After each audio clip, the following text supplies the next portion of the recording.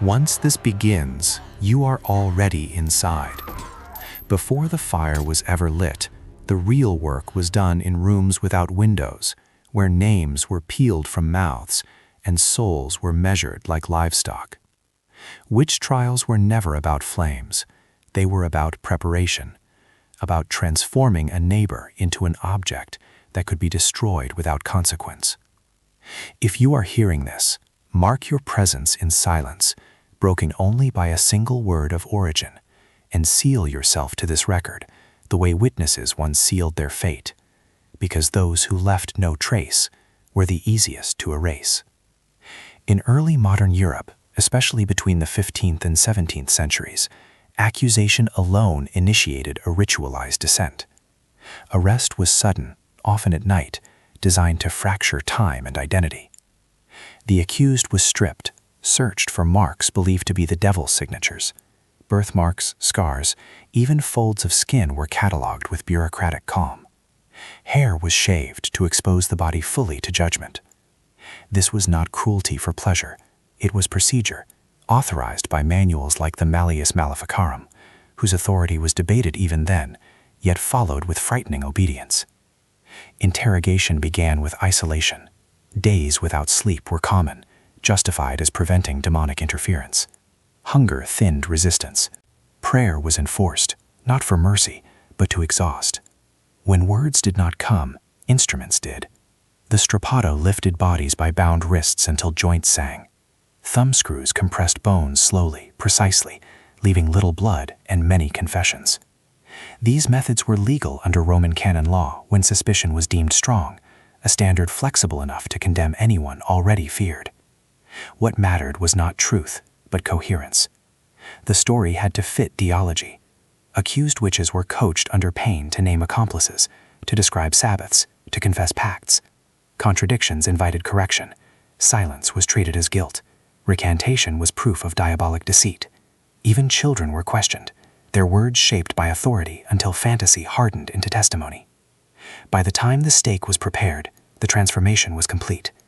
The condemned had been emptied, rewritten, and displayed as a warning. The crowd would see fire. They never saw the weeks of controlled dismantling that made the fire acceptable. This is the threshold you crossed. Remain attentive, leave your mark, and carry this knowledge forward, because forgetting was the final mercy denied, and attention is the only witness that survives when documents burn and names vanish forever. After confession was extracted, the body became evidence, not proof, but theater arranged to satisfy doctrine and calm the anxious. Physicians, midwives, and appointed matrons were summoned to examine flesh with the cold authority of science bent towards superstition. They searched for the so-called witch's mark, an insensible spot that did not bleed or feel pain. Needles were driven into skin while clerks watched for flinches. Fraud was known. Special retracting needles existed. Yet the ritual persisted because it produced certainty where doubt was dangerous. Imprisonment continued during this search, often in chains, sometimes in darkness so complete that days dissolved. Confessions were repeated aloud to ensure consistency. Any deviation reopened torment. The accused learned to narrate their own annihilation correctly. Food might be increased briefly, a calculated kindness to strengthen the voice for public recitation. Repentance was encouraged, not to save life, but to save the order that required death. Clothing was prepared with symbolism. Some were dressed in penitential garments painted with demons and flames, transforming bodies into moving sermons. Others were paraded barefoot through streets they once walked freely. Bells rang. Sermons explained necessity. Fear was redistributed, away from the judges and into the crowd, where it could be managed. Records showed disputes among authorities. Some magistrates questioned the excess. Some theologians warned against false confessions.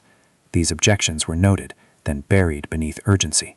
Epidemics, failed harvests, infant deaths demanded resolution. The accused provided it.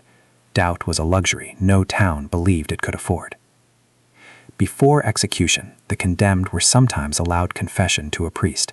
This final intimacy was another extraction. Names of accomplices were still requested. Salvation was conditional. To die penitent was to validate the process. To resist was to confirm the charge.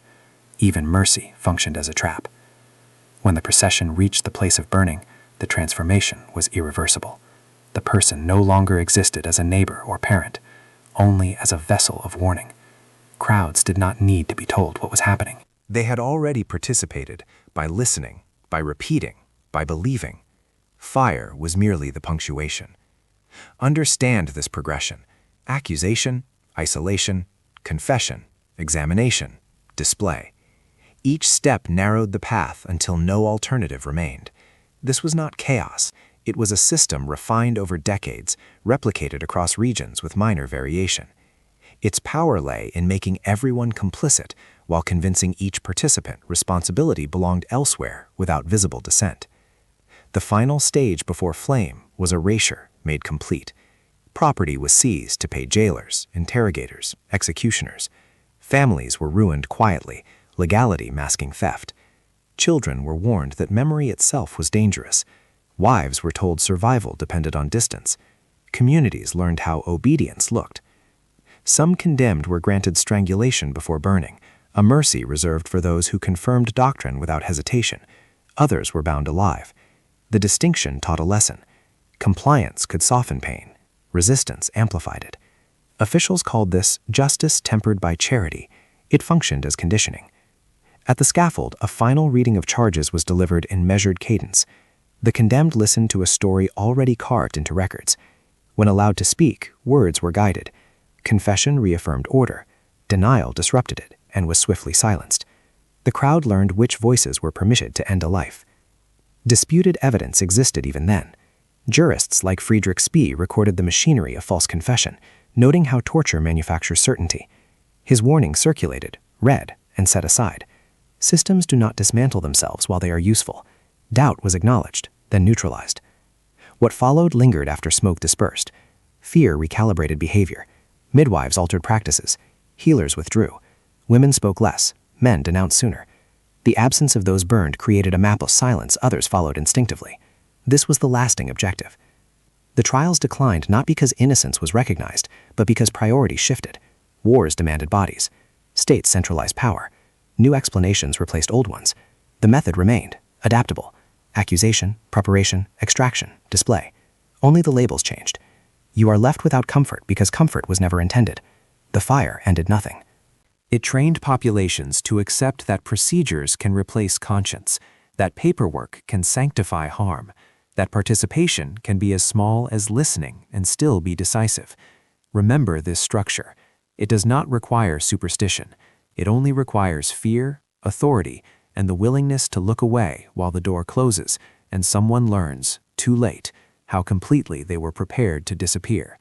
History preserved these cases in ink that outlived screams. Archives feel calm because pain was standardized. Names reduced to files appear manageable. This distance is deceptive. The mechanism waits intact. Whenever fear seeks efficiency, the sequence resumes, quietly, legally, with helpers who insist they are merely recording, merely following, merely present. That insistence is the prelude. It begins before anyone notices, ends after everyone agrees nothing personal occurred here today again.